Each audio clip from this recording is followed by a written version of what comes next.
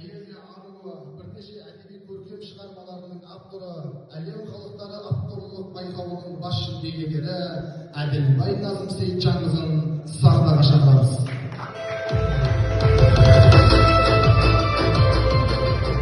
Армысыздар, ардақты замандастар, мен өз өлеңмен құттықтаймын.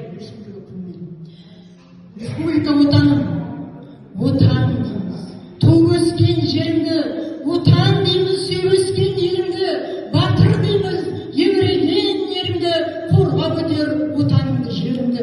Адам дейміз, еңбек етсе өнімді, о республика отаным, бағаласаң барыңды, тайсалмаймын мен қорғаудан барыңды.